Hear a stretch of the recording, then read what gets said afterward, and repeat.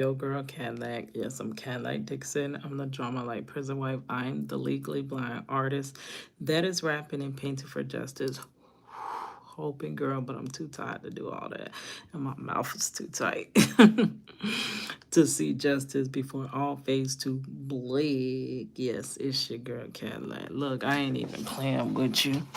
I just got finished rubbing this all over my face, like all up in here.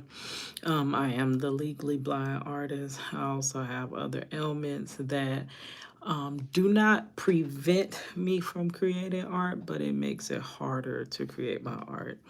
And today everything is tight and going to bed. So we're only going to have about an hour tonight because last night I stayed up to 5 a.m. And I paid for it when I went to work today. Like, I barely got through that day. They would not let your girl go home early. So I don't know. I just drug through the whole day and I didn't even get a chance to get any caffeinated sources at all, whatever. Y'all, that remind me of my verse. Y'all know I got a verse about everything. But and it ties in because it's almost we're coming up on the 7th year anniversary of my mother passing away wrongfully. And one of her last words or phrases to me was to live my life. She said, Keita, Cadillac. She didn't call me Cadillac. She called me Keita. Keita, don't live your life for nobody. Live your life. Not for your child, not for Marcello, not for nobody. Live your life.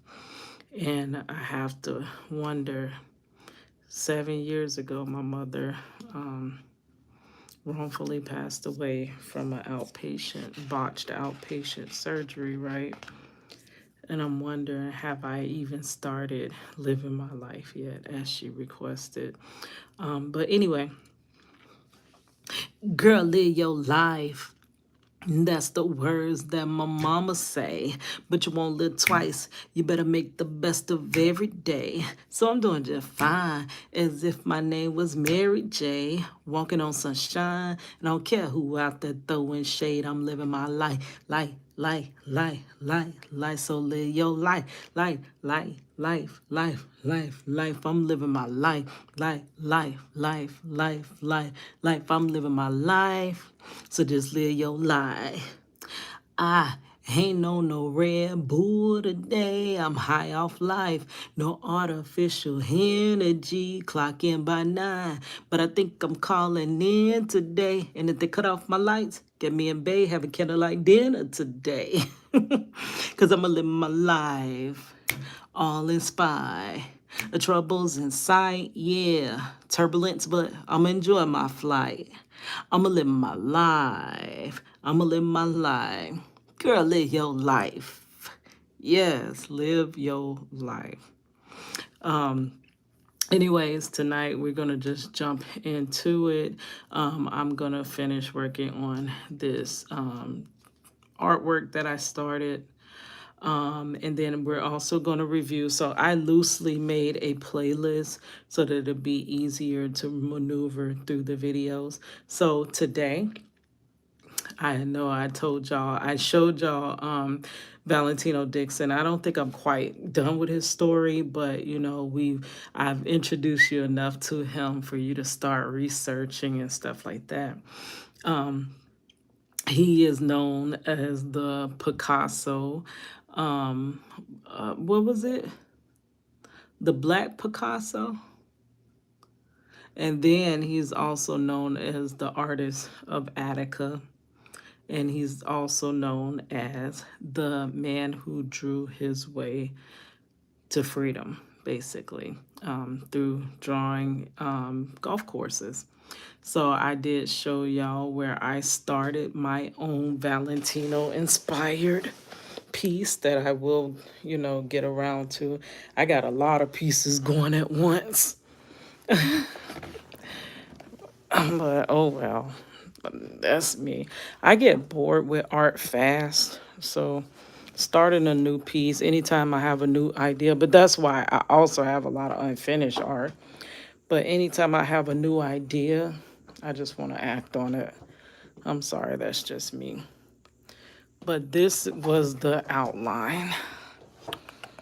If you want to see me draw that live, which Money said I was doing too much talking and not enough drawing, but that's just the outline. But I'm going to do it,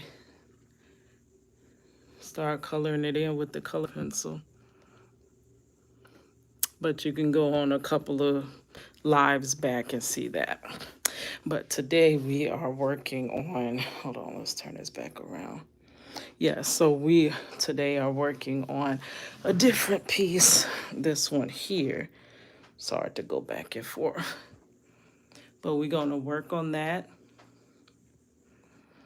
And then I got a second person to show you. Now, the reason I showed you Valentino Dixon, one, I want to start showing people other stories of people wrongfully convicted, because the biggest hurdle is that nobody believes that my husband is wrongfully convicted. So everything else, all of my work, all of my research, all of me reading transcripts, all of everything is kind of out the window. It's for naught, because we can't get past that first hurdle of people not believing it. So I figured, if I start showing you these patterns and showing you that no, wrongful convictions are literally happening more often than we think. And when you hear of a wrongful conviction, most times we think it's a mistake. I personally think these are mistakes that they're doing on purpose. A wrongful conviction is usually a purposeful conviction. I I don't know. Have I came across any mistaken, like as I've been researching wrongful convictions, have I came across any wrongful convictions that are actually mistakes? Because there's always been evidence there, but they just refuse to look at it. So I don't believe that's a mistake. But I don't know, maybe as we keep researching, we'll come across one that actually is a mistake due to, human error or whatever. But most of these wrongful convictions are wrongful convictions on purpose, right? So I wanted to show y'all I do have this project, Reach the World, where I paint and I make music and I make extravagant hair pieces, all to bring attention to my husband's case. And then I package all of my artwork, bundle it together. I've gotten it to so many different celebrities, who's who, people in the justice system, people on the radio, celebrities, musicians, actors, anybody you can think of, with hopes that I would reach the right person that would look into this story and that has more of a reach than I do. I don't have much reach, so I can't take the story, but so far, it's gonna need somebody else that has a bigger reach to, project reach the world, right? So that's very similar to how Valentino Dixon got himself free. So I'm like, if he could do it, girl, why can't I do it? And I also wanted to show you Mr. Wash. Now, Mr. Wash was not wrongfully convicted, but I'm going to show you his story. But he was freed through his artwork. His art got him free. We were Instagram friends, but I don't be on Instagram that often. It's hard enough just juggling constantly, adding content on YouTube. It's hard enough with one platform. So to add the other ones, I try, but it is very difficult. And y'all know, since the days of MySpace, I have been on social media for one sole purpose, and that is to break the story of my husband's wrongful conviction. So we don't have long. We have some time, but we don't have a long time together tonight, because I do got to get some type of sleep. It is beating me up. Like, girl. But if I didn't stay up late like this, I wouldn't get my lives done, and I would not get my artwork done. Y'all know my art has been on the back burner for so long. So, I mean, if I have to sacrifice a few hours of sleep, then that's just, I guess, how we have to do it, girl. So let's set this up. Let's zoom in on the work. I haven't even got my paints out, so bear with me for a second. How can I do it where you can see the screen? And I want you to also be able to see. Oh, move this out the way. I don't need this one until I get ready to go to work.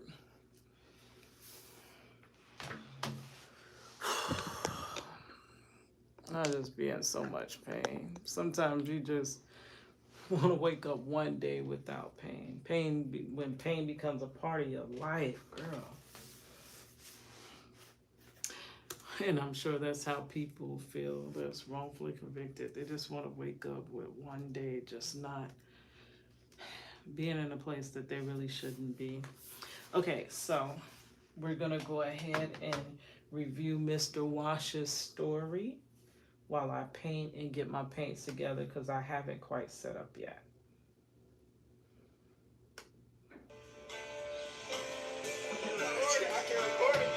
I got you. Everybody looking this way? Mr. Wash, through his artwork. So don't tell me Project Reach the World can't get the attention of the President of the United States of America, Mr. Barack Obama. Y'all, I got some Sour Patches. This was me and Marcello's favorite visitation snack.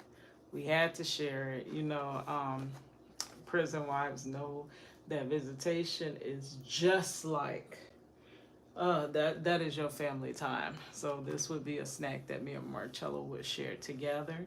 And every time I eat these and think about my baby. So I got me some little, Sour Patch Kids while we continue to watch. Like it's movie night tonight, right? Fulton Leroy Washington has been incarcerated with a life sentence and physically removed from my home since I was age 2. Is he wrongfully convicted? It is through your representation that many African American families are able to find a sense of hope and comfort to the brokenness we live as normal in our own households. Did you hear what she said? The African American families live as normal with the brokenness. They have made the prison system a staple in our communities. And then turn it on us and say that y'all are just more criminalized. But that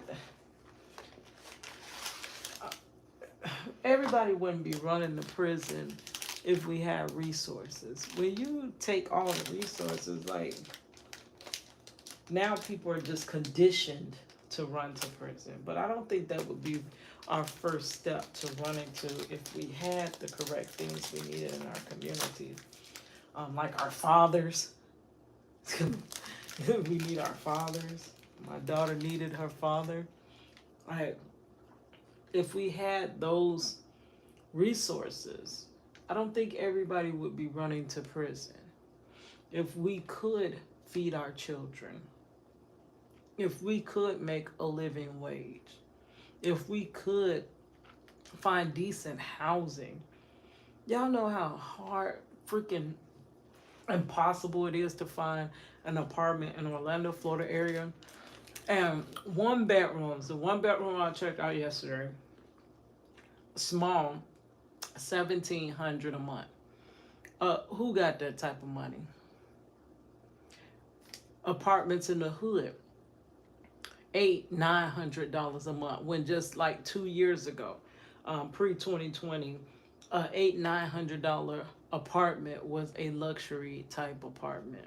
So I mean, study putting a squeeze on us causes a lot of situations that lead to the penitentiary. All roads lead that way, it seems like. And so if you want to stop so many people committing crimes and heading to prison, can you fix some things in the community? Like, stop just having us vote for you to do nothing, but perpetuate more of the same.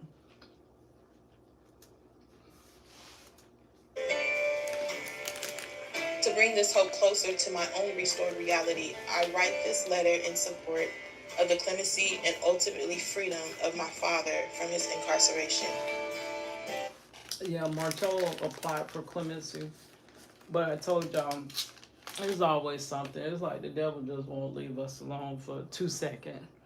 Like sometimes I'll be like, why does he focus in so much on us when we're not even winning?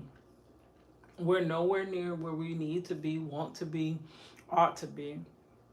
Why does he bother us so much? He cuts us off every step of the way. There are so many people that I have seen get some alleviation.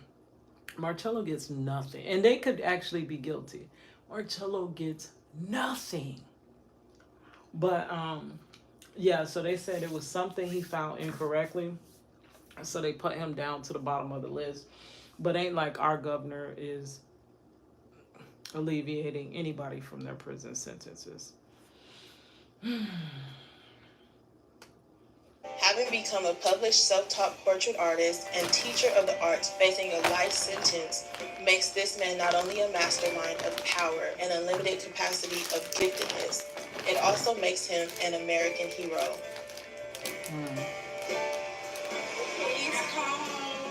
Come on, white man. Come on, white man. Welcome. I can't even imagine that day for Marcello. I had to stop imagining that. When he first went up the road with his wrongful conviction, that's all I would daydream about. But if I kept that day in my mind, and mind you, we're 21 years in on his wrongful conviction, I wouldn't have got through these 21 years at all. So you gotta put that off, like pack that away in the back suitcase of your mind and live your regular daily life. For me, I don't even see that day coming. Honestly, I'm just being honest. I'm not being negative. I'm just being honest with you. So if it ever, just like when our visitations were wrongfully taken, I didn't see that us having our visits restored would ever come. I didn't see that. I let it go. I said I just won't see my husband until he comes home from his wrongful conviction in 16 years. Like I let it go. I'm like I cannot just sit here and just worry myself with like they said, things you cannot change. I cannot change the injustice in this world. But girl, Daddy.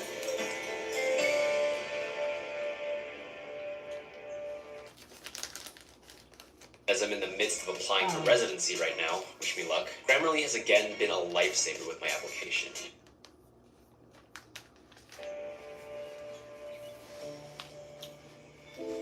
so I think he's out of California. I never asked you before. What's the best cut of the day? The first one or the last? Right after I eat. Oh my God! So I'm having calling. Nah, you good. I'm still good. I had several barbers over time. One in particular that come to mind is a guy named Jeremy. Nobody would let him cut their hair because he was just starting out. So I let him cut my hair. And however messed up it is, the line crooked or spots on it, I would walk the yard and defend you.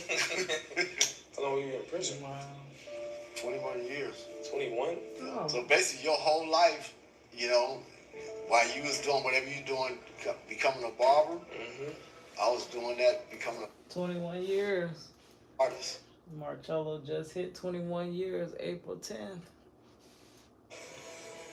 Wrongfully. In 1997, I was wrongfully convicted of 3 Oh, wait, hold on. So Mr. Wash is wrongfully convicted too? Oh, I am so sorry. Oh. I didn't know he was wrongfully convicted. Dang. Oh. The people that I was working for at that time were under federal investigation, and I was arrested as part of that group. They claimed that I had purchased chemicals to be used in the manufacture of PCP, but those places I've never been in my life. I was sentenced to life in prison. based Right. on my prior convictions. The judge didn't think that the life sentence was appropriate in this case, but due to the mandatory minimums, he was forced to impose a life sentence.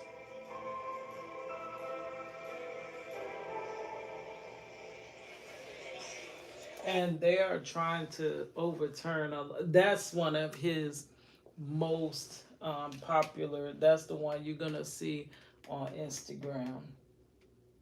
This one,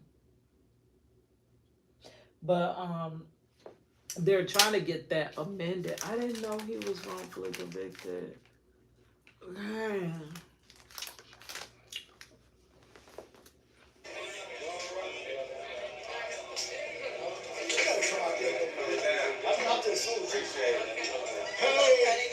I'm not cutting. I just wanted to say hi. I'm gonna look at you and I'm gonna take pictures of your voice and your eye. Yeah, I'm gonna have to paint that with Oh, that's beautiful. It's beautiful. Woo! If you're Skills. downstairs, please make your way upstairs. We have a special announcement right now. He got them skills, girl. Look at that. This really is not just a show about me. This is actually something that was put together for you all and for the community. You know, I left one community incarcerated, and I come home to another community, and I'm sharing what God gave me to share with the world, and I'm here sharing it with y'all. Why is it that I went to prison, wrongfully convicted, and did 21 years? I asked him the question while I was doing the job. Because we don't have a true justice system. We just have some stuff people done threw together and back up tooth and nail. It's not a real justice system. He told me to look around. I looked around, and I painted what I saw the best that I could. These are the stories of an experience of people similarly situated as I was, of what they went through in life. What you see here is what I traded my life for, day by day. With all of that said, I want to thank each and every one of y'all for being here.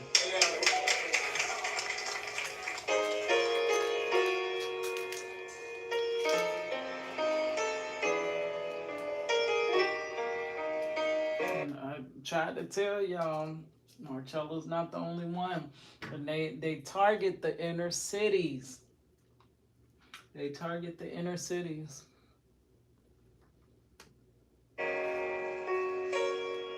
I brought paintbrushes from another inmate. I had been watching and looking through the window of the guy's painting, and I wanted to try it. I stopped counting at 900 and something, but I averaged between 50 and 75 creations a year. Dang. While you're painting, sometimes you can just hear the world around you. And sometimes in those very soft-spoken words of quietness, you're able to see images of a reality that is so profound that it comes out in the form of a painting. Yeah, so this specific piece, Cali Car, you know, like in prison, this would happen now. Each little group is called a car. Like okay. what car you run from? What car you run from? Okay, I got you. So this right here represented Cali Car. Okay. When I started the picture, both my son and I are both doing life sentences at the time. I just put me and him. But I started to. Let me tell you, see? You see the cycle? He wrongfully convicted. Now, I don't know if his son was wrongfully convicted, but it is a statistic. Let's look that up. I keep telling y'all about it. Let's do some research together since I ain't doing much painting. What is the statistic over a child with an incarcerated parent?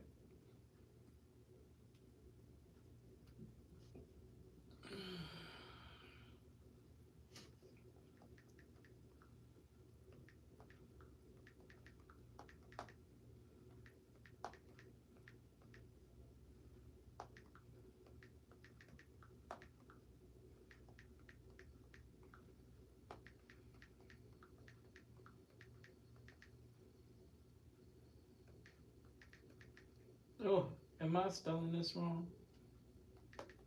Oh well.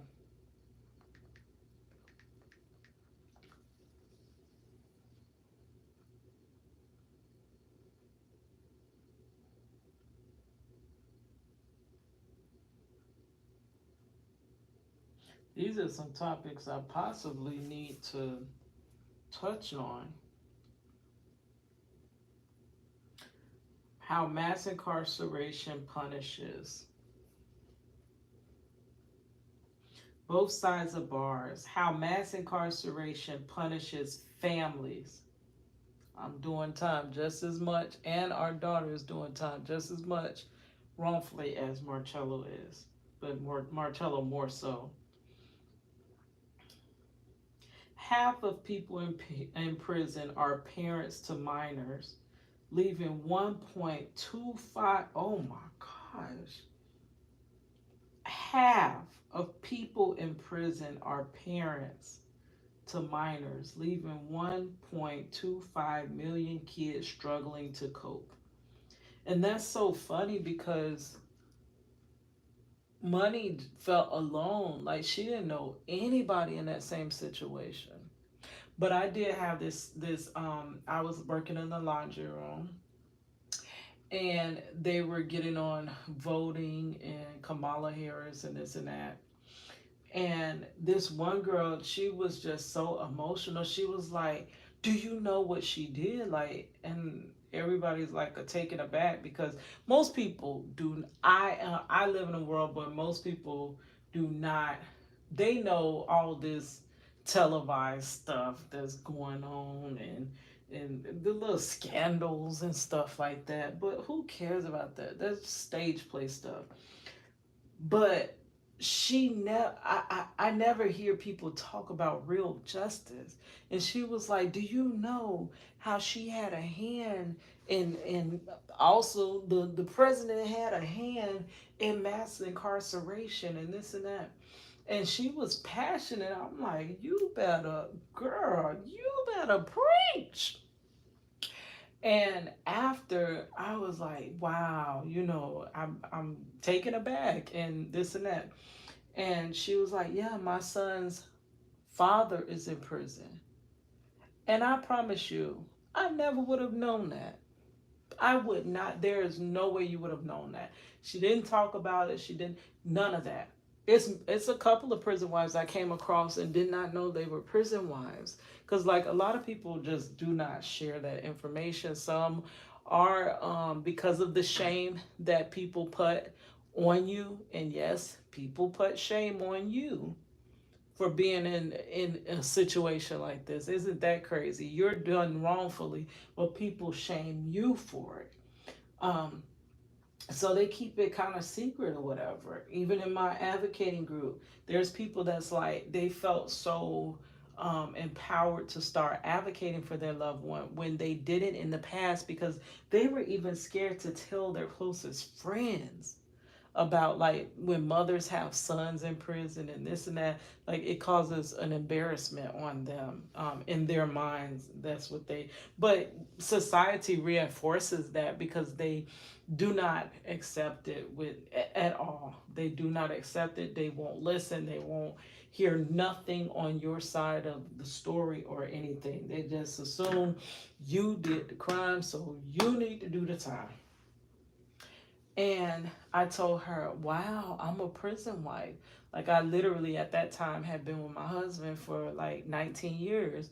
And I said, I stayed with him through the whole incarceration.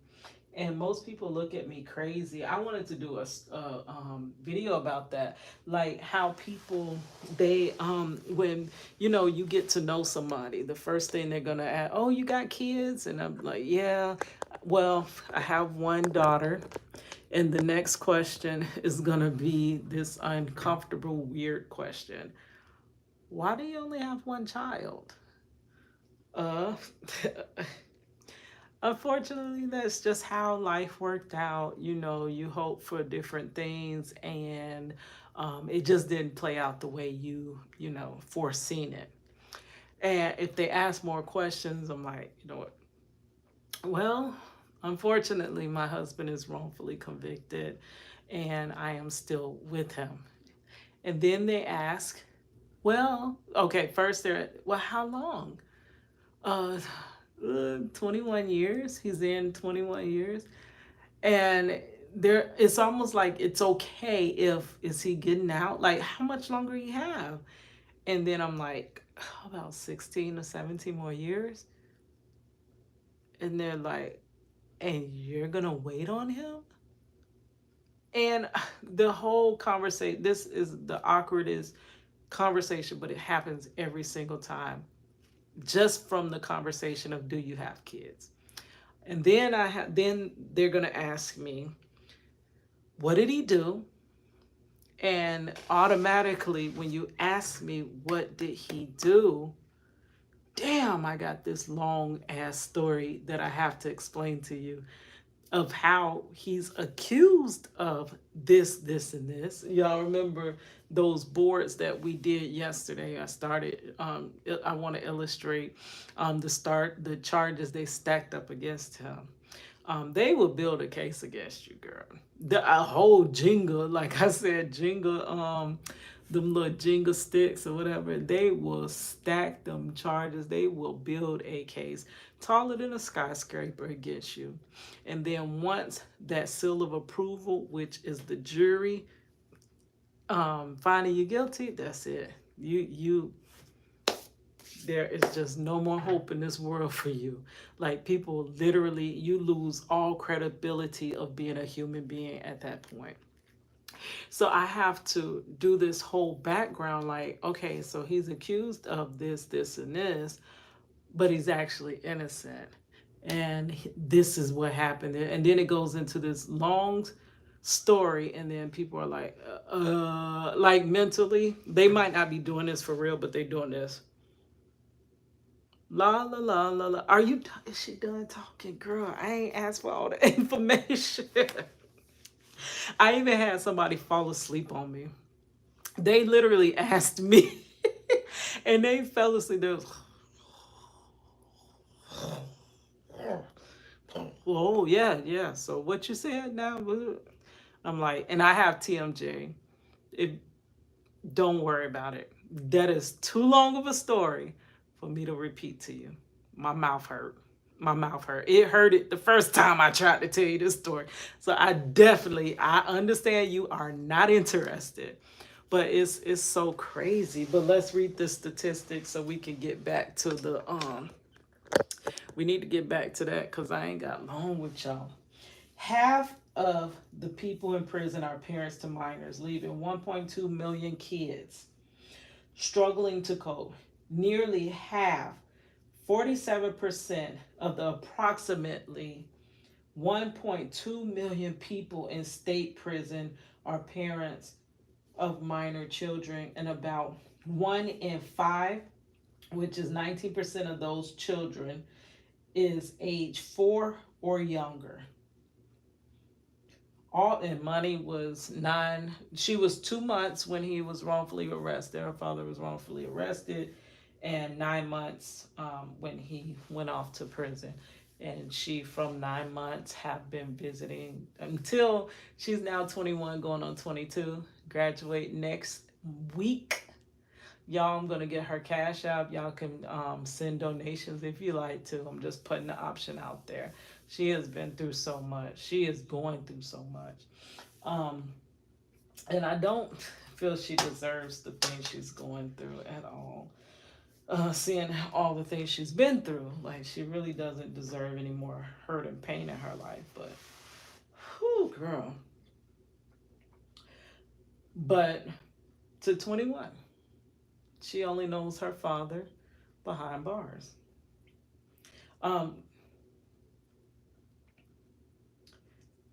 The number of people in state prison almost exactly mirrors the number of impacted minor children. Research indicates that children of incarcerated parents face formidable cognitive and health related challenges through their development. Well, Money struggled in school. She struggled. She was at from kindergarten, you heard me, to 3rd grade. Every year I had to sit in a conference on why they shouldn't fail my child. And I was made to be belittled and feel less than. I was a single mother by force, not choice. Also, one of my songs. To all my single mothers out there by force, not choice. Hey, know that you can make it, but the choice is yours. If you never give up, you never throw in the towel. To keep your head up, you'll make it out somehow. But yes, single mother by force, not choice. But I was belittled because, my child didn't. Those are in story time, so this is not really the story to that, but it impacts these children. Money went through so much depression, so much. She couldn't even stay in school without just busting out crying, ending up in the guidance counselor office constantly. Guidance counselors don't know how to help because who else do they know whose father is in prison, right? The challenges of parenting from prison are particularly likely to affect women. That's true. The survey reveals that women in state prisons are more likely than men to be a parent of a minor child. 58% of women compared to 46% of men. Women are also more likely to have been living with their children prior to their imprisonment. Yeah, so then the parent is just snatched away from a child. That is traumatic. That's going to leave trauma in that child's life. But I'm trying to find the actual statistics. Hmm. Oh, graphics, infographics. I want to start making these because I want to, when I start trying to meet the right people about Marcello's case,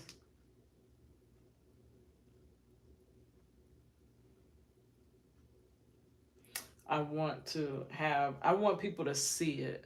I'm tired of flapping my lips and nobody listening. Wow, all these things that lead to incarceration, but I still haven't found the statistic of where they end up. But I'll just tell you, it is more likely. See, I wanted to give you the exact number, but I guess it's not going to happen. But they are more likely to end up on substances and end up in prison themselves. So he was telling you how his son and him were incarcerated together. So I don't know the true story, the whole story. We're trying to find out. We're trying to dig deeper and actually listen to the story. But I would kind of think that possibly if his father was not wrongfully convicted in prison, he could have been right there guiding and leading and teaching his son. And possibly he would not have ended up in prison himself. Prison can end up being a generational curse. It really can. But let's continue to watch this. Uh, let's continue to watch the video. And let me get a little bit of painting in because I be doing too much gums clapping.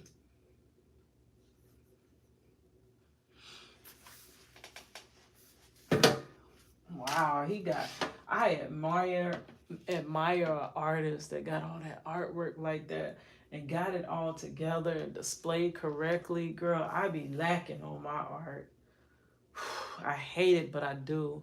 Because I gotta do that single motherhood thing. Like, and now that I'm getting off the cusp of single motherhood, it's like for me, I lived in survival mode for so long, just trying to do everything and be mother and father and employee and entrepreneur and artist and student, going to cosmetology school and going to graphic design and web design school.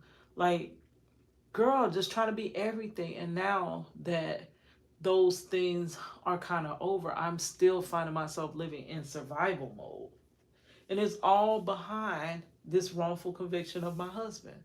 My husband could have been more beneficial at home, and I wouldn't be so darn like shell shocked.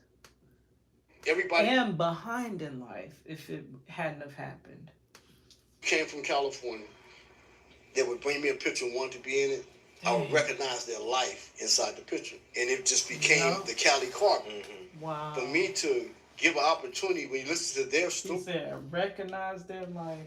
Because they sure be throwing them away like they ain't nobody. Like they're higher than them. Just because you got a name, just because you might have some money, just because you got a title. That don't make you nobody.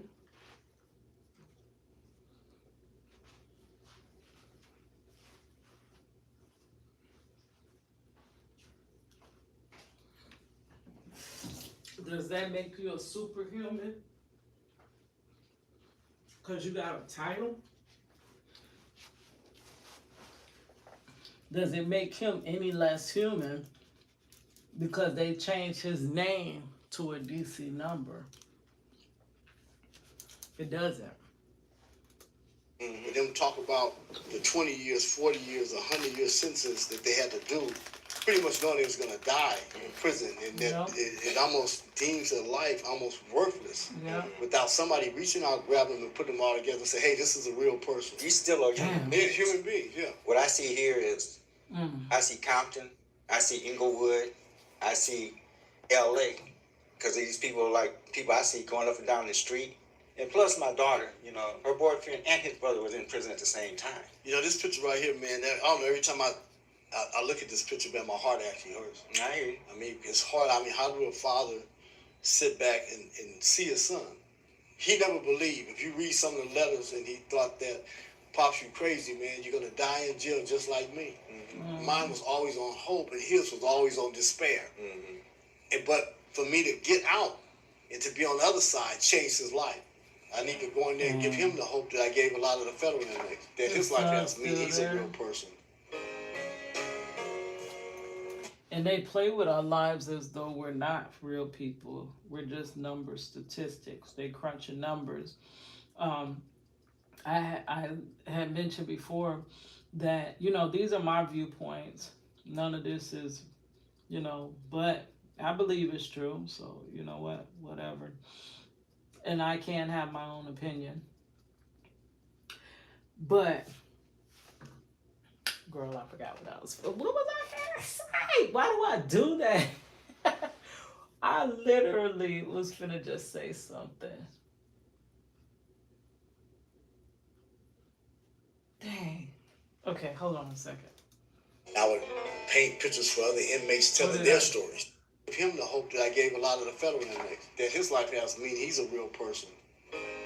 Oh, that's what I was saying. That mass incarceration deals with numbers. You're just a number. They don't really see you as a human. They don't see you as anything but a bed filler, basically.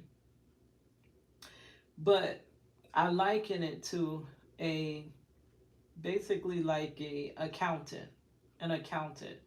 An accountant don't have no personal relationship with these numbers they crunching. They don't care. It's a job. It is literally a job. Like, I got to crunch these numbers, and it is what it is. Like, girl, he's not caring where the number come from, the what was the history of the number. He don't care nothing about that. He's crunching numbers. He has to make it all, like, you know, pan out how whoever is paying him to do so, and make the books come out how they're supposed to come out. Nothing human within crunching numbers. And with mass incarceration and wrongful convictions, they take the human aspect away from people so that they're no longer human. They're very much dehumanized. And now we can just have them as a number and crunch numbers. And of course, like I said before, we don't care about numbers, like for real. Only number they care about is dollars. I would paint pictures for other inmates telling their stories and what's going on inside of their homes. So it became an avenue that built bridges between a reality and the fictitious world of incarceration. It became a bridge that built relationships between a father and a daughter, or a father and a son, you know, a husband and wife.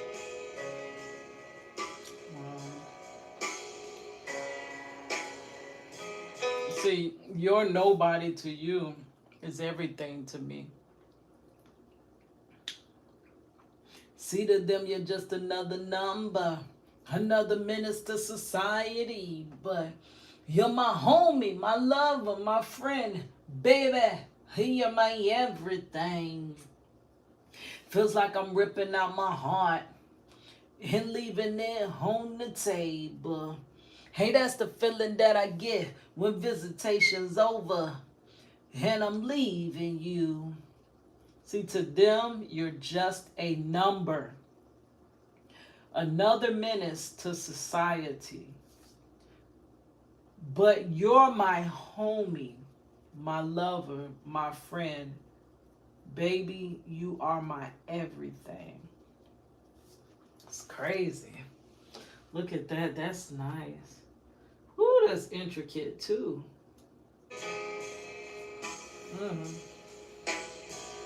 Watch that you? You put that Oh God, man. Brother Skull. That's good, man. You know what's funny? Today is the day I went to prison 20 years ago. It's crazy, man, to see you out, man. We just in the park, man. Just, ducks and people. One thing I never had in there, Watch, I don't know if you did, but I never had a calendar. Wow. I never counted the days. Half the time I didn't even know what day it was. Yes. At a certain point, ain't no point. They done gave you all that time. How you gonna count that down? How you really gonna count that down? It's just like all the prison wives used to do them countdown clocks about when their husbands come home.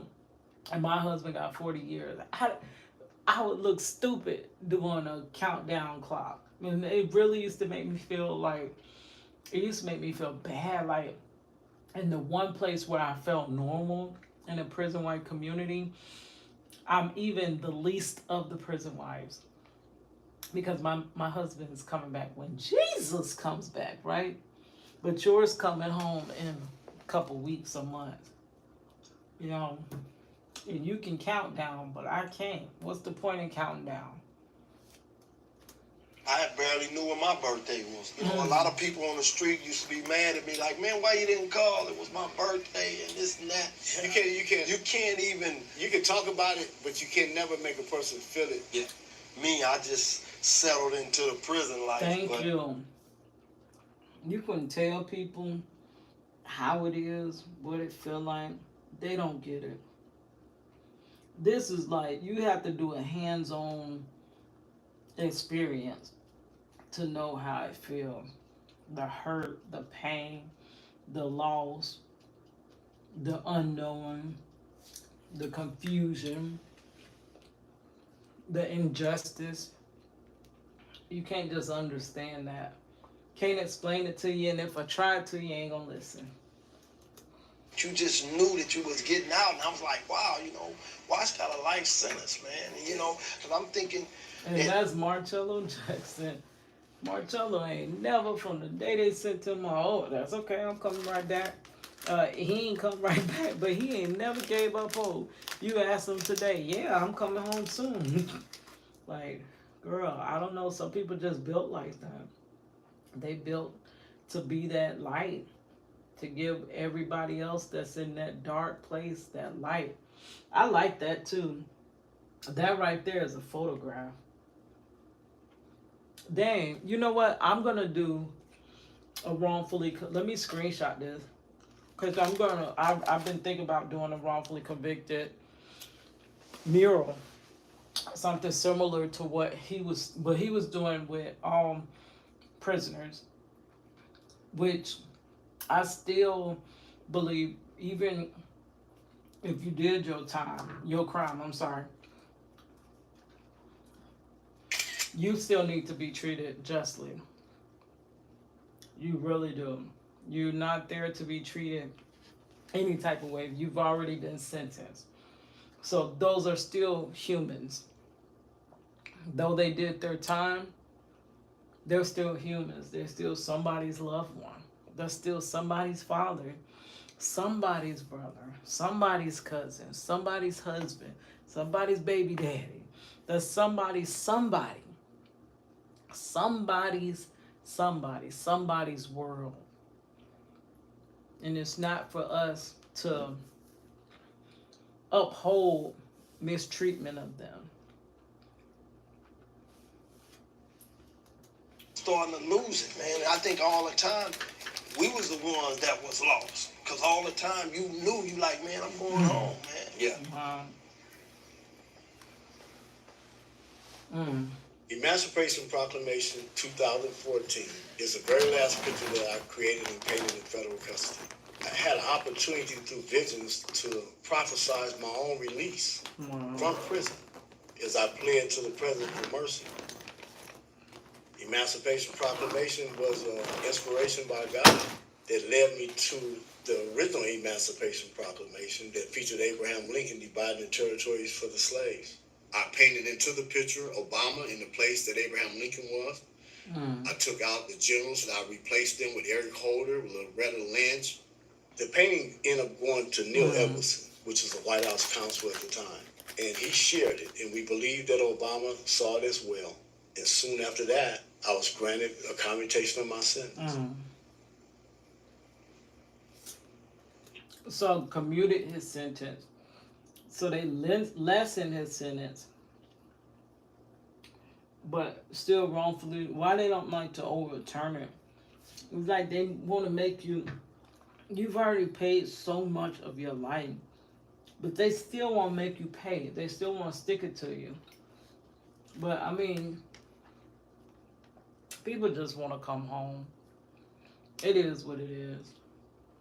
People just want to get out of that hell.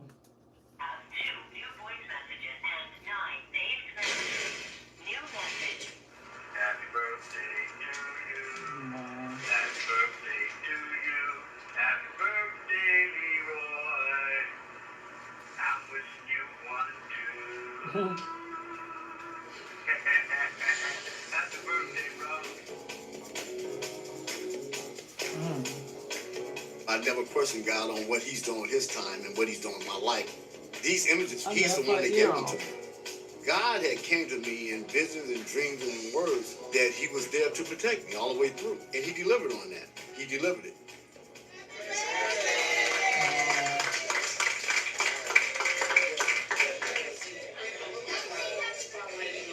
I want to thank everybody. I really appreciate everybody coming out to celebrate my birthday, to celebrate my first year out of federal custody being home, but also, to be here to celebrate my daughter's birthday, which is 2 days after mine. So I just want to just give thanks to God to bless me to be here because it's almost like a miracle.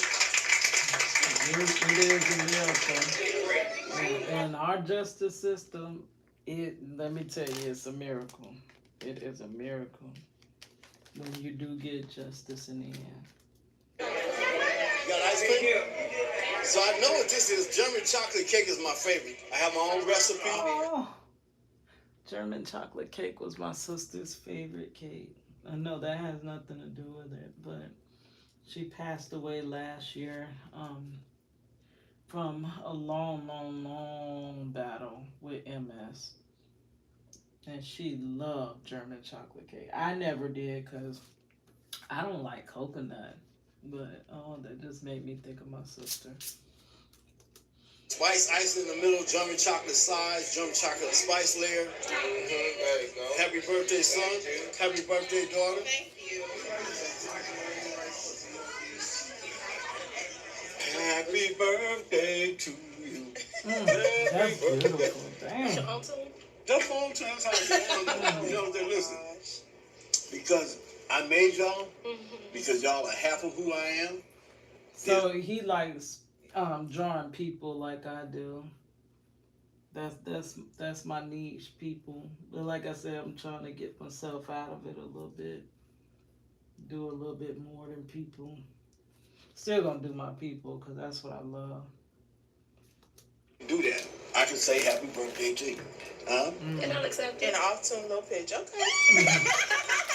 So, leave me a band. Listen, my experience in prison, I witnessed a lot of fathers like myself who had left their families behind.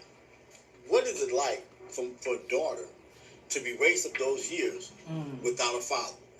It was, I think, a little harder for me when I was really, really young. I know that sometimes my dad would call and I would get emotional, and I didn't understand why I was getting emotional. All the kids I play with, we don't really have dads. Our dad gone. You know, my dad in jail, something happened. Vacation. My dad on vacation for a little bit. You know, that's the line. Right. Something happened. You know, my dad's away, or my dad just not here. He's free on the streets. He just don't want to be here. Yeah. And I think growing up without a dad, you idealize the parent. Yes. And Marcello wanted to be there, so, and that's what sucks. Marcello would have been one of those fathers that was there for his child if he was able to. And the time that he was able to, he showed that he would have. But that was stolen away. That's crazy. When a man does want to be in his child's life, he's then wrongfully convicted and snatch out the life. Isn't that like ironic? That is not there. But when you don't know a parental figure and you grow up and you start learning the real life things and, you know, just parts of life that maybe don't feel good, it's hard to swallow. Those things affected me, and so it created distance. And so with that, by the time I was coming into adulthood, dad was a foreign concept. It almost felt like I don't have a dad. Fathers are gone every day in our neighborhood. Yeah. We didn't grow up in a neighborhood where family and you. And that's why they don't care. See, me saying that my husband is wrongfully, who cares, girl? Who husband ain't out the picture, you know, but I don't know. It's not interchangeable for me. I don't. And then, like she said, well, who daddy was there? Like, I grew up with my father. And me having my father in my life and growing up with my father, I would not be the person that I am today had I not had my father in my life and still in my life.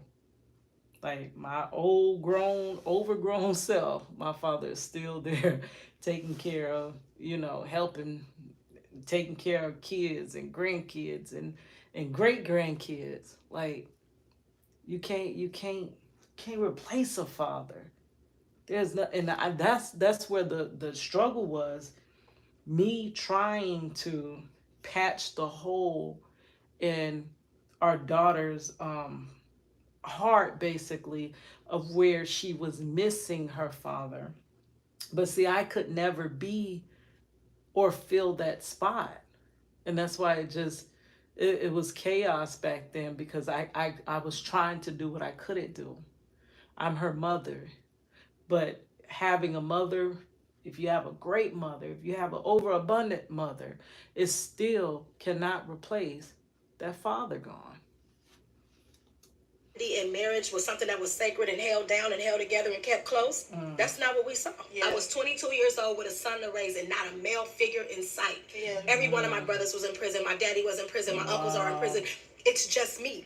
So when you ask what it's like, it's me taking my son to every prison you've been to. From the beginning. Let me tell you, I want Marcello to write down the list of all the prisons. He done, since 2002, my husband's been in prison all over the state of freaking darn Florida. They have had him all the way down by Miami. They done had him by Tallahassee. They done had him by Jacksonville. He done been way out. Now he's way out in the country, darn woods, way up there on the cusp of Alabama, almost 7 hours away from home, all over the state of Florida, far and wide. There's only one prison that is further from the one that he's at. And I think that is Santa Rosa, way up in the Panhandle. That's the furthest one. That's the one he ain't been to. But all these prisons all over the state of Florida. And from the beginning of his wrongful conviction and incarceration until this day, I have stayed right by his side. We raised our daughter together through prison visits and expensive A calls, expensive out the yin yang calls. They making bank off the family back, off of these rightful and wrongful convictions. It's a business, and they making plenty money being made over the prison system. Born January 11th, you were taken on February 14th. That's 1 year and 1 month.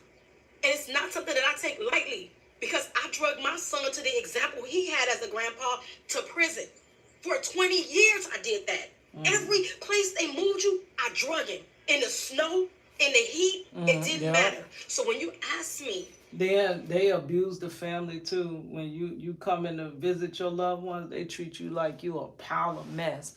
Like you're lower than human, you subhuman, because you're coming to see people that's incarcerated. They don't know the circumstances, they don't know the reasons behind it or nothing, but on sight, they're treating you like you're nothing. Even the children too.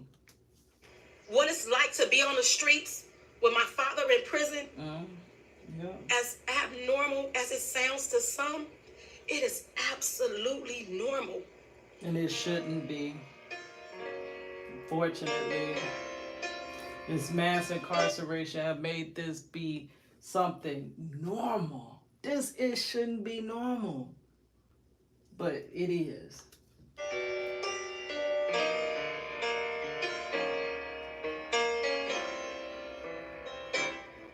At 21 years of age, I made the best decision of my life and forgave my father for any grudge I had against him, and let his love beyond my emotional walls into my heart. But he was wrongfully convicted. He couldn't even, I mean, even if he wanted to be there, he couldn't be there because he was wrongfully convicted. But that doesn't take away that resentment, because you wasn't in my life. You wasn't there. Last 3 years, I have been able to attest to knowing the greatest man I have ever known as my own father. The most precious gift he has given me thus far is his unwavering and unconditional love. And I see this trait expressed from my father towards everyone. His way of loving people and the way he gives his all towards the best for others is not limited towards his immediate family, but it is truly who he is at heart. It is my hope that his story and ultimately his freedom becomes America's own example that there could be life, greatness, and powerful impact in our most troubling circumstances. We need our heroes, we need our leaders, we need our strong, educated Black men in places of influence and positions of guidance. We need our families restored, but most of all, we need our fathers. We need with great honor our fathers. That need to be highlighted, pinpointed, tacked up. We need our fathers. We need our fathers. I know you see them as young Black boys. That's all these little young Black boys doing. But like the statistics said, a lot of them are fathers to ages 4 and under mostly. So to you, that's just another young Black boy. But to somebody's son or daughter, that's their father. That's their world. appreciation for your consideration. Greatest regards, Anisha Washington. Happy birthday to you. Oh, I'm getting chills now. Happy birthday, happy birthday. Ooh, I pray for that day.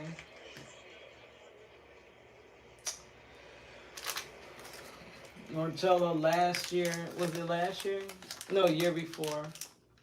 He spent his 40th birthday in confinement. Wrongfully in confinement too. Like Marcello just, ooh. If he ain't had bad luck, I don't know what he would have. But we did a birthday release where we bought some balloons. And we each had a wish for him. And we let the balloon go. He spent every birthday from 21 in prison, from 21 to 41. And he's about to be 42 in a few months behind bars for something he didn't commit. For a crime, not only did he not commit, a crime that didn't even happen. Did not even happen. This is a fabricated crime. Made up on paper only, and supporting documents being nothing but lies. No evidence, no DNA, no fingerprints, Not even the weapon they charging him with. A crime that never happened. He's spending 40 years in prison for. Thrown away at age 20. Arrested wrongfully at age 19.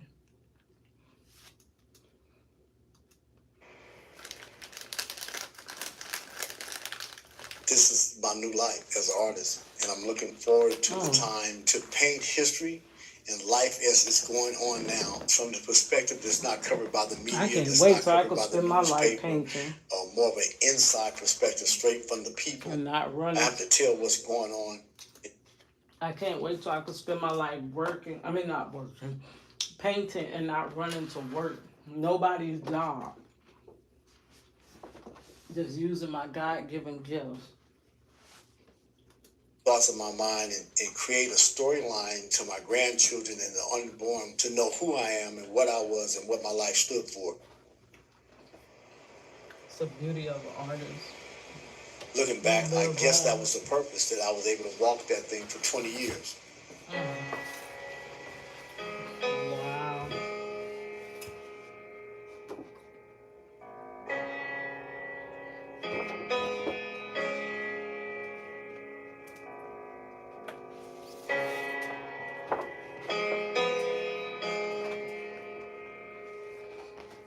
Oh, let me read that.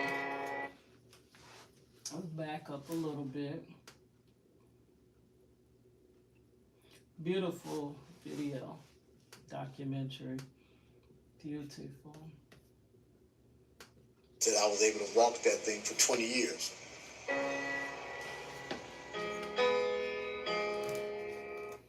Mr. Wash remains dedicated to reforming the criminal justice system and proving his own innocence.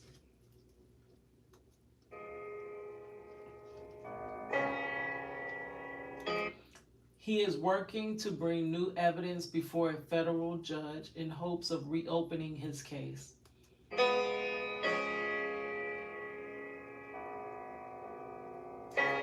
Support him by visiting artbywash.com.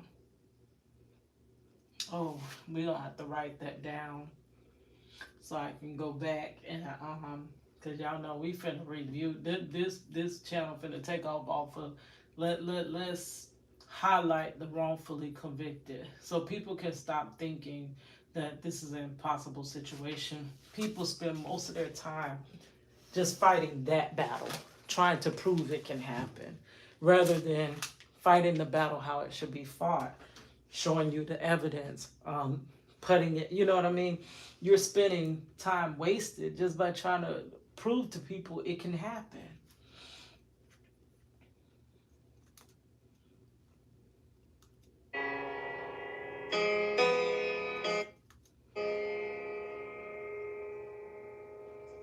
Now he can fight for his freedom outside the gate.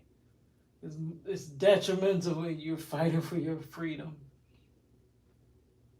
behind the gate. Support U.S. criminal justice reform by donating to Families Against Mandatory Minimums. fam.org.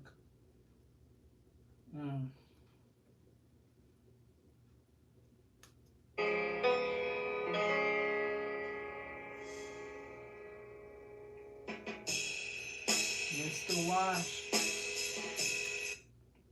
Another one that painted his way out of prison.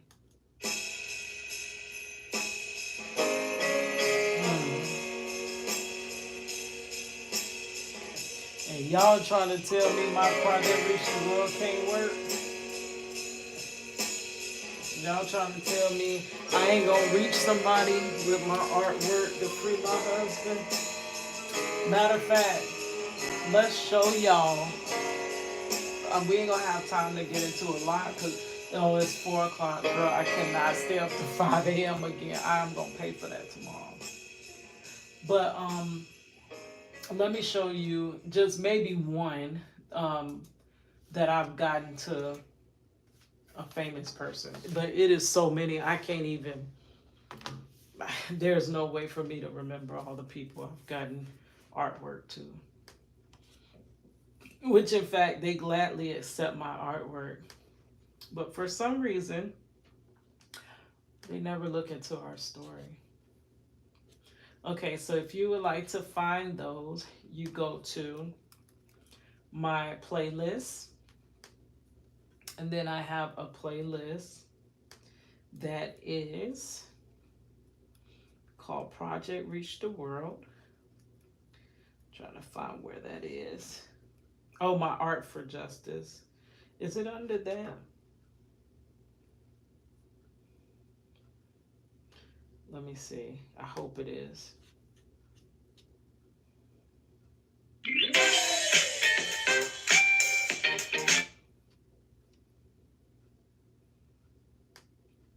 Oh, let me show you this.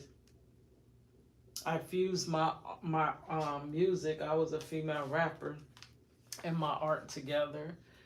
I use different art forms. Like I say on my banner, I use all my art forms to get through all my dark storm. So I illustrated this, and then I also made the song to this. But this is not what I was looking for. But this is part of Project Reach the World. I thought that we could weather whatever. The storms could only bring us together.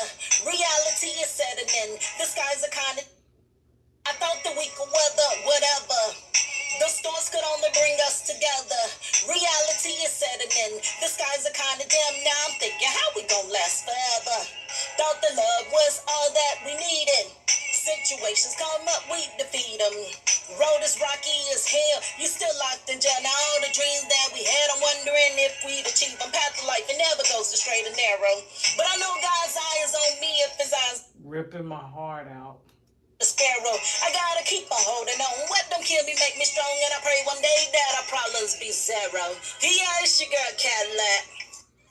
Bitch, and then you die. You work too just trying to make it, gotta survive. Life's a bittersweet, hanging down on one knee, crying out. Lord, can you please tell me why? I used to think the limit was the sky. Now call me Chicken Little, seeing the sky's falling on mine. And my heart's been broken since I lost the love of my life. So many hopes and dreams been washed away in the times of my life. Man, I miss my mama and I hate the fact she died. Stupid ass doctors playing with people's lives. And the judge no better than since my boo to life. So many trials in my life made me want to burn my head die. Life's about a bitch and then you die. You work too just trying to make it, gotta survive. Life's so bittersweet, hanging down on one knee, crying out.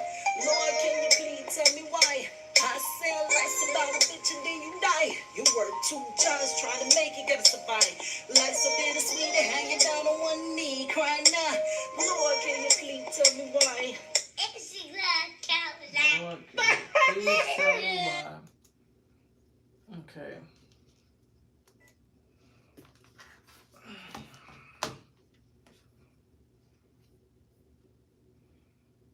But I'm looking for a Project Reach the World story time. Story time of meeting someone and getting my artwork to them.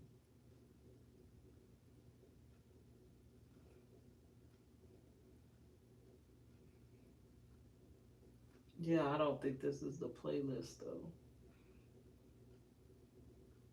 Yeah.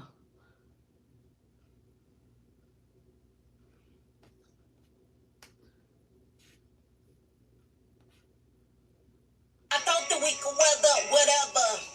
The storms could only bring us to.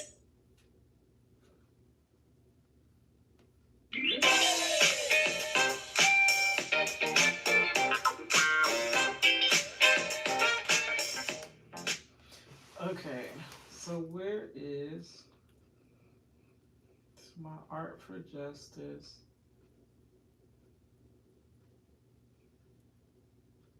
story times? I wonder if is it under my story times? Let me turn the sound down until I find what I'm looking for.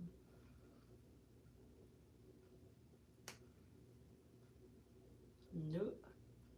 Girl, this is why I gotta get this channel together because I can't find none of my content. I have like over 4,000 videos and it is super hard to Throwback. Oh, here it goes. Throwback Thursday. So under my Throwback Thursday, because like a year or so ago, that's what I was doing on Thursdays. I was going back telling a story time of someone famous I met and got my artwork too. I kind of got away from it though. I need to get back to it because that was doing pretty good. People were amazed. They didn't realize I got my artwork to some people. So let's see who do we want to watch? Okay, so I got, ooh, that's gonna be fun to watch that one over.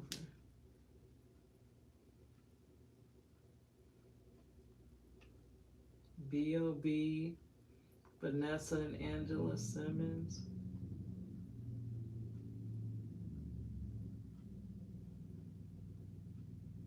Flow Rider, Kid and Play.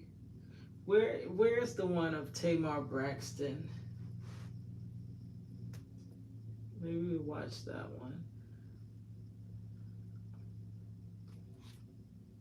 Hmm. And I had Candy Burris. I don't see it though. Life Jennings, of course, he started it. Maybe I didn't put it in my playlist. That's Robin Thicke.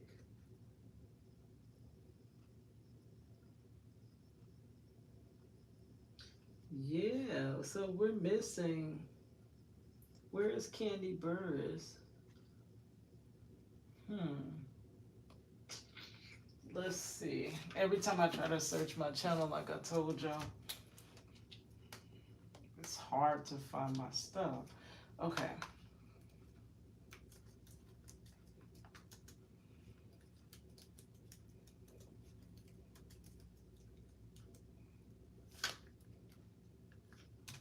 Now watch it don't come up. Oh, it did. Girl, that's because I said watch it don't come up. It did come up. Okay, so Throwback Thursday. Songs. So I thought from that point, the drink.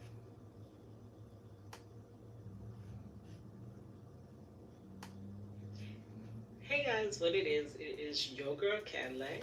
I am Cadillac Dixon. I'm the Drama Like Prison Wife. I'm the legally blind artist that is rapping and painting for justice, hoping to see justice before all fades to black. Yeah, it's your girl Cadillac. Coming through like 10 o'clock, yes, on Throwback Thursday. Four something in the morning. But I got an excuse today now why this Throwback Thursday is a little late. I had to work. Then I had to Photoshop the frames. I had to clip all the images together so that I can show you guys work the I used to newest do for well, no not views. Girl, not newest. This is a while back. But my latest Throwback Thursday. Okay, so today, guess who we are? Guess who your girl met this time? Yes, you guessed it. Candy Burris. This is all about the times, yes, with an S, that I got my artwork to Miss Candy Burris. Okay, so His the boots, first time Humpty's that I got boots, a shirt, I used to do hand painted shirts. I did start out with the drawing, and later I had this little crazy. This was the craziest thought that I have.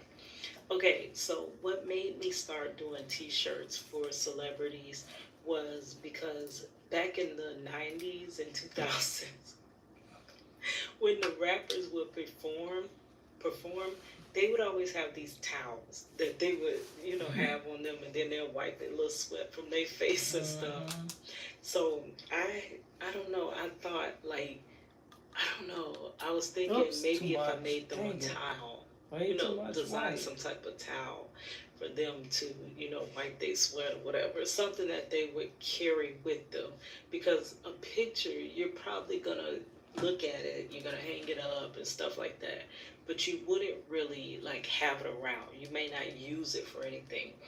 So I was Trying like, to no, make that the town gray, situation charcoal just ain't gonna grayish happen. color. And plus, I wanted to be able to throw it up on stage, like when I went to concerts and stuff, because sometimes you can't get close enough. So I wanted something. Yeah, it was an adventure in itself of how we used to get this artwork to these celebrities, because it's not that easy, and it definitely off access. They don't allow that access like that.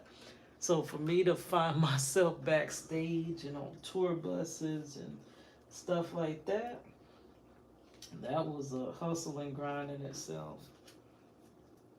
I can hold it out where you can see the artwork, and you can ball that thing up and throw it right on up.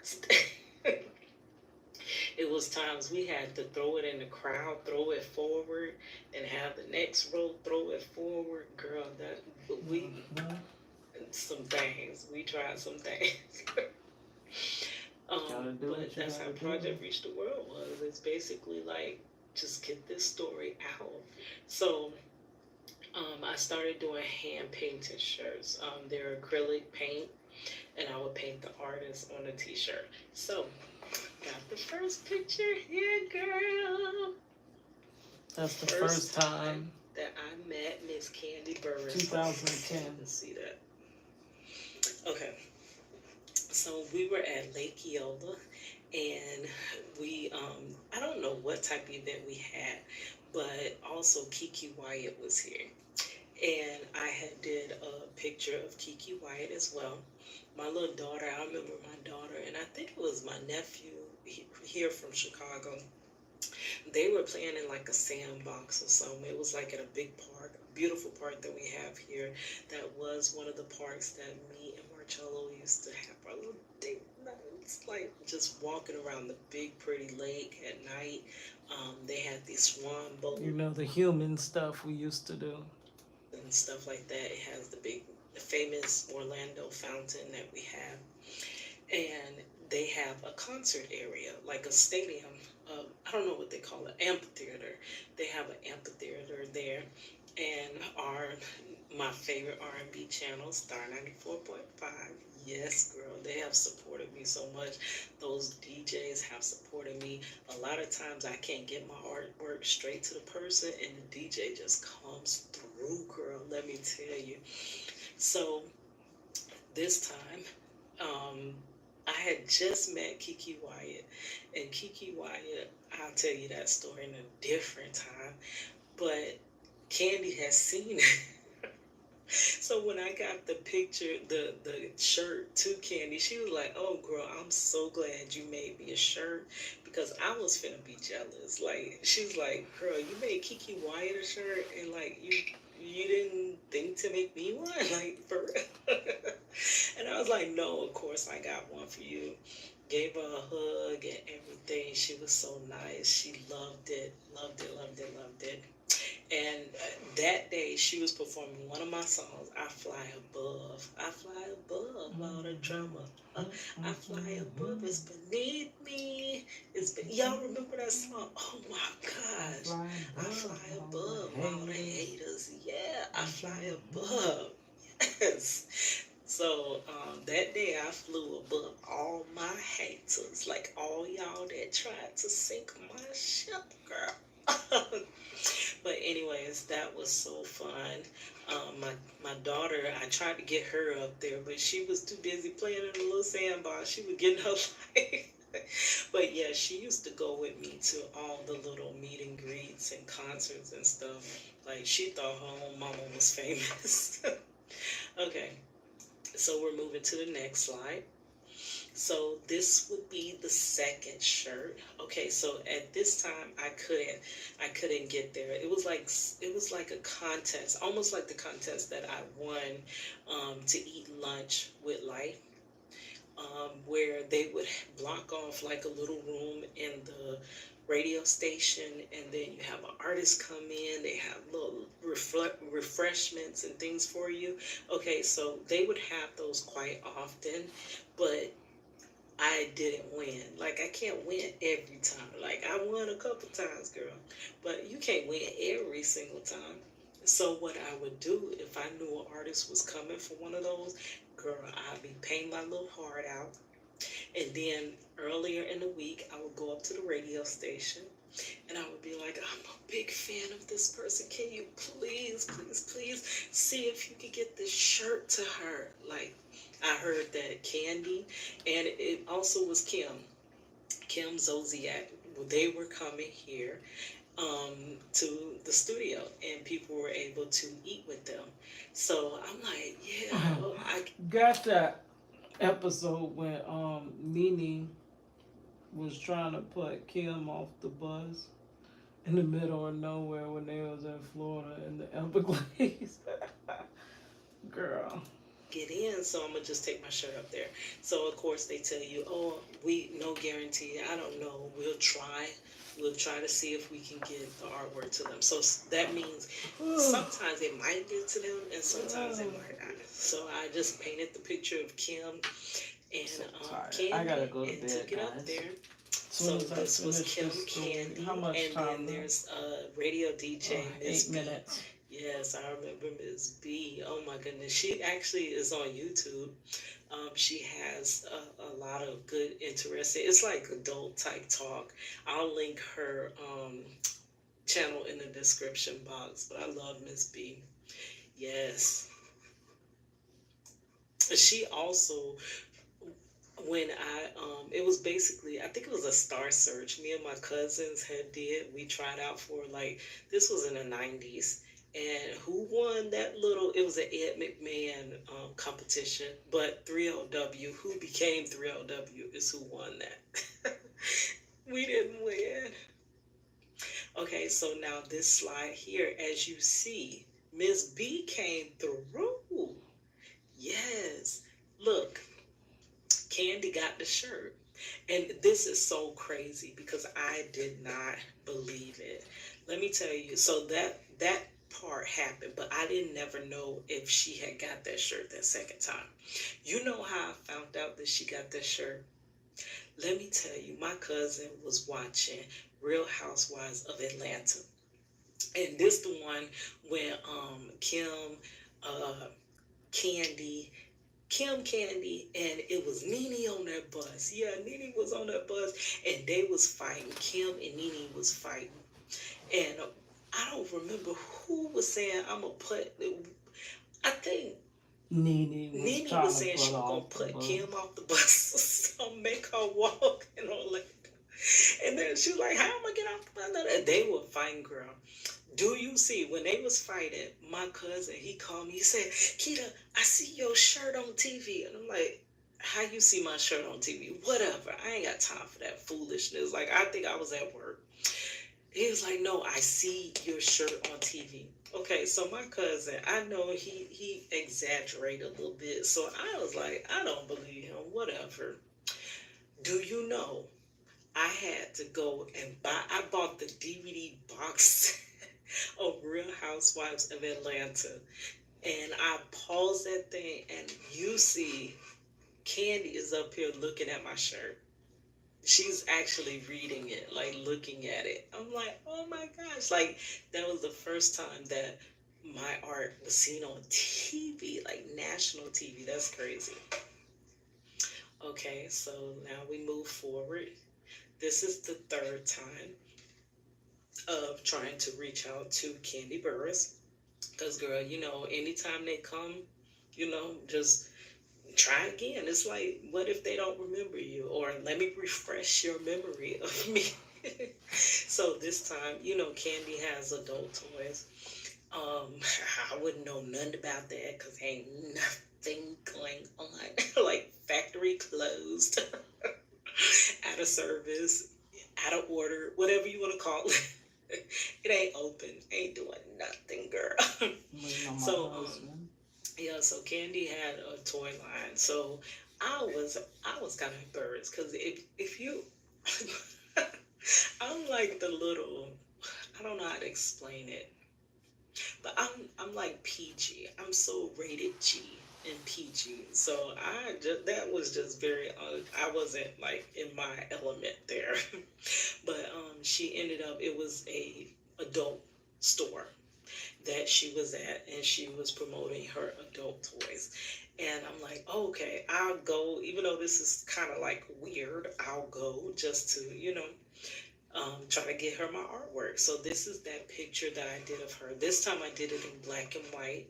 This is actually it's done with black acrylic paint and also with fabric marker. I would get fabric markers that are permanent and I would draw them. Okay, so this I had to, because I did meet Candy a couple of times before, I wanted to make this one rememberable. So I made all these Candy hair pieces to put in my head. See, So I because her told you name is my Candy hair Burris, art. I don't I'm know. a I licensed just thought that would make cosmetologist. sense. So I made I would airheads. make I was thinking about these. all the candies we. These hair pieces would get me so much attention. Everybody wanted to take my picture. I was waking up with my pictures on media takeout. It was so much happening. But within all of that happening, nobody still knew the story of Marcello Jackson wrongfully convicted. And that was really the whole purpose that I was doing Project Reach the World. But still, I was reaching the world. It's just they didn't care about my story. They love the art. So many people was like, I'm gonna hit you back up. Famous people, I'm gonna hit you back up about some artwork, doing some artwork for me. And I thought, like, even if the people didn't get into Marcello's story, if I could still just, become a relevant artist and make money off of art, it'll be easier to raise money for legal defense. Because if you want justice, you gotta pay for it. Justice is not free. Like, I'm sorry, y'all think it's free, but I hate to bust your bubble, but it's not free. It's gonna cost you top dollar to get any type of adjustment or alleviation. Things do happen. Like Mr. Wash applied for a pardon and he got it. Things like that happen, but not too often. Most times you gotta pay. You're gonna have to pay a lawyer. You're gonna have to pay. You're gonna have to pay somebody to get up out of this stuff. So an artist definitely is gonna be able to afford more than what was I then Walmart employee, like aspiring to be an artist. But yeah, it didn't happen, and for so many years I could not understand it. That it caused me so much grief too, because I'm like, people clearly see me. Like, what the heck? Why is it still a no? But see, I didn't know about all the politics that is in the entertainment, the music and entertainment. Back then, I didn't know that. And I know I myself couldn't have got down with none of that. So, but a person, the artist that's making money is definitely going to be able to afford better legal representation than a Walmart employee. And then I went to a theme park worker, which I currently am still a theme park worker. No matter how much I've done, I'm still at square. I ain't even gonna say square one. I'm gonna say I'm still at square zero. Eat as children. I made an airhead hair piece. And then on the other side is the M&Ms. You can't hardly see Look the at top, that. but it's a Reese's cup. I made those. And I made my little pieces and sewed them on my head. Yep. And then there we go. That's me and Cuz. Me and Cuz. We the cousins in crime. He was my partner in crime. I had him everywhere, like dragging him around with me. Oh, we going to a music conference. Oh, we going to see this person. Oh, we going to see that person. So he was getting his life that day because he loves Candy Burris. But yeah, so this is the Project Reach the World Throwback Thursday of meeting Candy Burris. Yes. Another legendary, artist that I had the great opportunity to meet twice. Yes. And As you know, Project Reach the World was done with the intents to spread the story of my husband who was wrongfully convicted and excessively sentenced. Back then, I would actually have my CD. Now, if you see how that shirt is folded up, that would be because I would paint the shirt. First, my hairpiece was meant to get attention so that I would stand out. So that, because I am shy, it would make people Look at approach that. me rather Them than hair me pieces having is to approach works of people. art It's kind of like an themselves. icebreaker or whatever. And you stand out. Like, there's no way you can't see me, girl. You see me. Even if you trying to look out the side of your eye. But you see me. You see me. Who's that girl? That crazy girl got that thing on her head. What she think she doing? What that girl think she doing, girl? Can I get a picture? That's how they would be. Yes. But that was the point of that. But then once I got your attention and it's like, oh, look at this art piece that I did. This is, I'm a big fan of yours. Blah, blah, blah, blah, blah.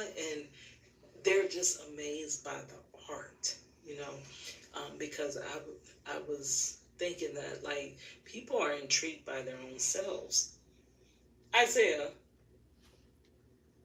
can you stop the snoring for a minute? Zay, Isaiah.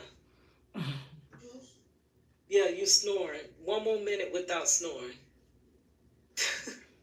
But people are intrigued by themselves. So that's why I would paint a picture of them. And then inside the picture, the shirt, the t-shirt, I would tape a copy of my demo. And on the demo was one of my songs called My Baby Daddy. I had several songs about my husband that was wrongfully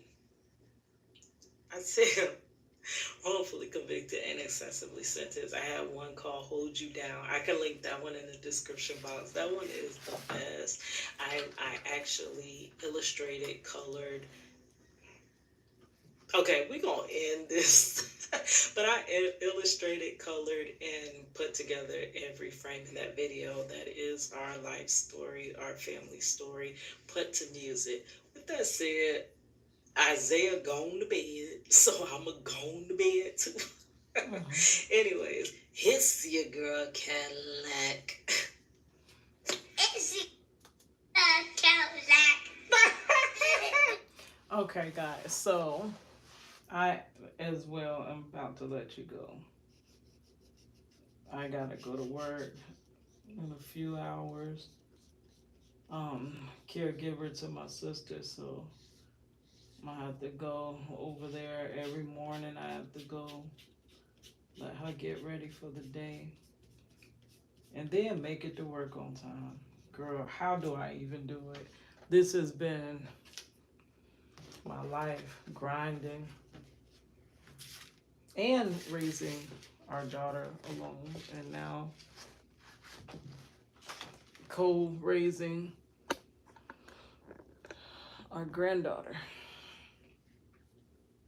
Me and Money raising my granddaughter, her daughter. Still grinding, still painting, hands be going to bed, eyesight diminishing, but still hoping for that day of that release. All right, guys, so I'm gonna let y'all go. I will see y'all later. It's your girl Cadillac. Thank you for joining me, guys.